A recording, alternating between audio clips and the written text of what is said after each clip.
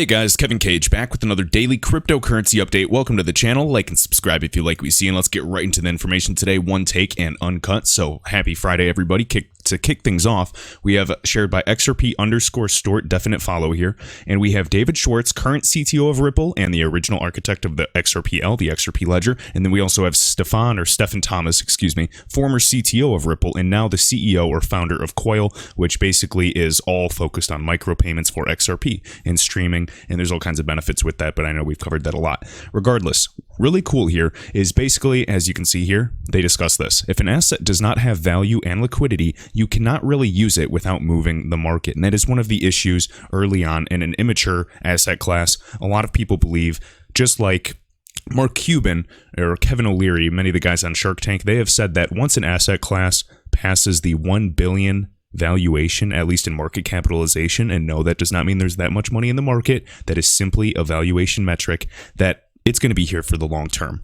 And granted, there are some Ponzi scheme things, but the majority of assets that do pass that are mature, and they will continue to mature, and especially when it has to do with value. So really cool. And basically what David Schwartz goes on to say, and I love hearing this guy speak, he operates on a whole nother level. He basically says that, for XRP as a whole, we've crossed the, that difficult threshold that competitors will have a hard time doing.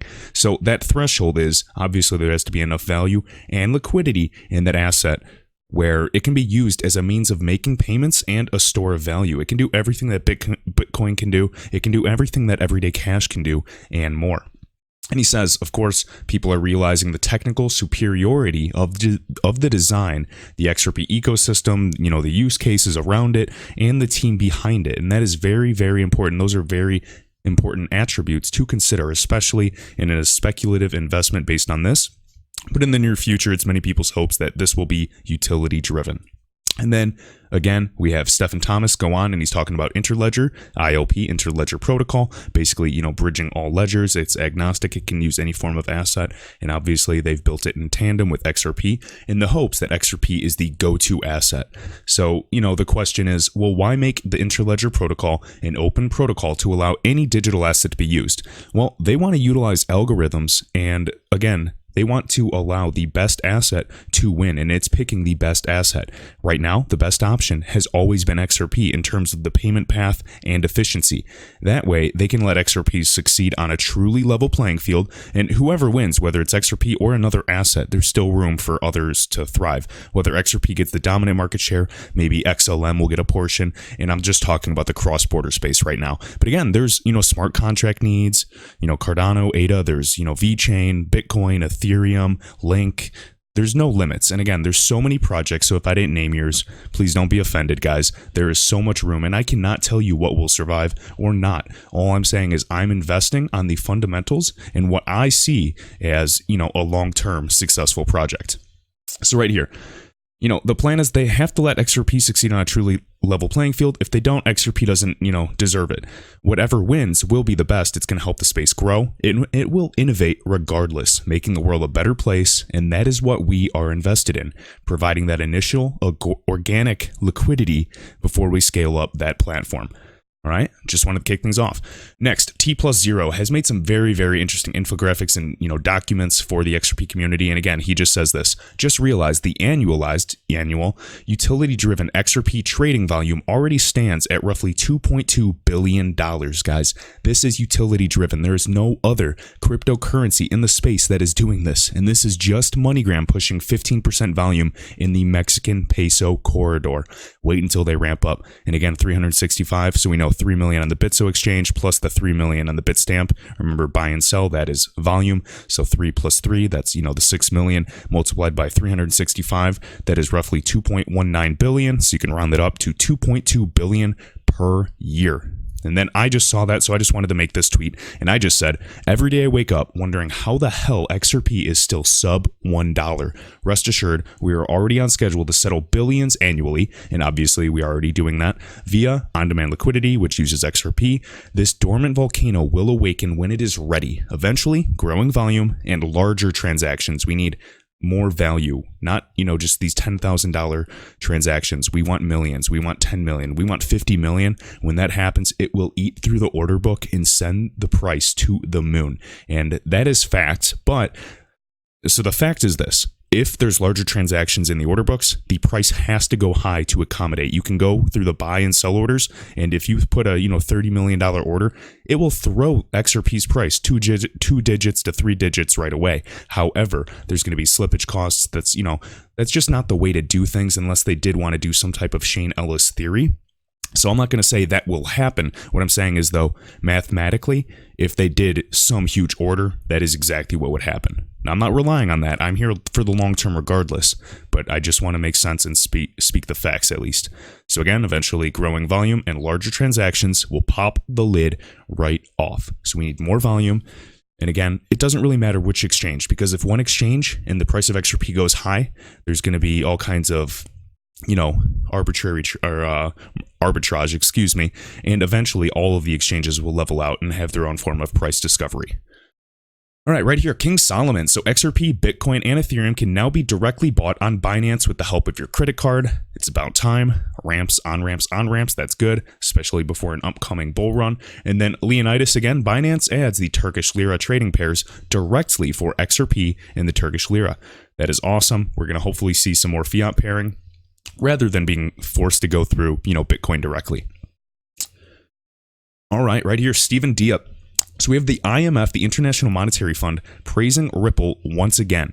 So when crypto assets, and this is just a quote from the video, just to summarize, I've already watched it a few times, and this is Jessie Chang of the IMF, and she was formerly from Ripple. So not only does Ripple have some of the best top-tiered individuals in the world, but then when people do leave Ripple, they go to do a strategic move to work in governments, international relations, finance, you get it. So again, former Ripple employee, and she is making moves, and she is so well, carried as well. So when crypto assets and blockchain are used in the context of cross-border payments, they can create new paths for value to move or more efficiently flow around the world. Enough said, guys. Next, Damor Sahami, always posting interesting things. So, of course, we have the Fed posting this, just talking about the FedWire Fund, service enhancements, same day. And again, the ACH, FedWire, we already know that each, country has their own central bank and their own type of real-time gross settlement system. Keep this in mind. The Fed has been putting some interesting press releases as well. I know you guys have probably seen on 12/31 there will be some form of test when everybody's celebrating New Year's. Speculation, who knows? Again, just exciting to consider that regardless. But basically, Damor here, if you've been following me, we've known about this for a long time, and this is his belief that this is going to be the XRP and on-demand liquidity products under their own name and product, right? So these groups, they can absolutely white label, just like a lot of speculation, just like Bank of America has patents for some of Ripple's technology, and they can kind of make their own type of tech, based off of that. I'm curious what will come of it and if it'll have any effect on XRP whatsoever. And again, I'm holding, I'm waiting. At the end of the day, guys, that is all we can do, and a little speculation isn't going to hurt anybody, but do not overinvest, all right? That is just my personal, advice to anybody else that doesn't do their own research. All right, right here, this is really funny. Just wanted to share this. So, all right, so I'm going to read this tweet. So check this. So this guy, Mason and Company, so he goes, and he's a Bitcoin maxi. He goes, I spent 5 years trying to convince my mom to buy Bitcoin. Today, she asked me to help.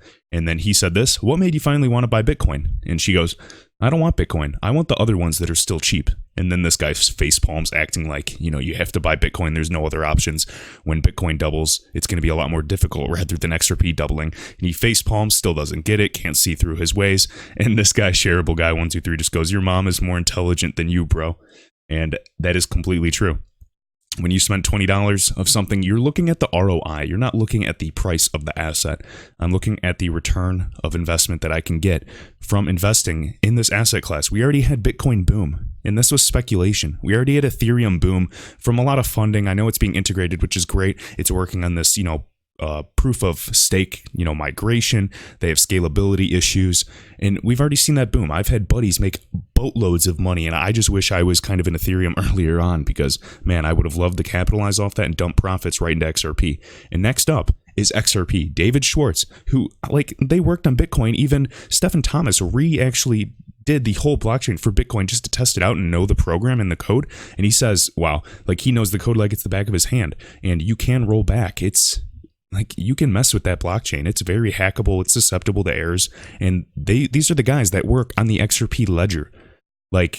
David Schwartz, famous quote, said, basically the quote for XRP is do not miss the next Ethereum. And he's referencing this price jump. Ethereum, when it went from $10 to $1,400 in 1 year.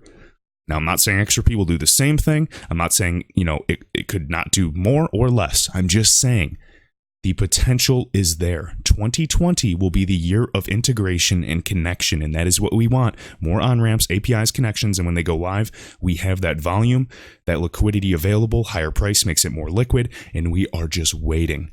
So have your exit plans ready, guys. I mean, at the end of the day, if XRP does succeed, it will continually go up as a deflationary asset. So keep that in mind. I'm holding a portion for life. But I mean, for Christmas, for New Year's, I would just recommend telling your friends to get $20 worth of XRP, because that could go a long way a few years from now. You just never know. Rather than, buying some coffees at Starbucks, throw $10. Like, honestly. And again, none of this is financial advice. This is one man's opinion, guys. Hope you enjoyed, and I will see you in the next video.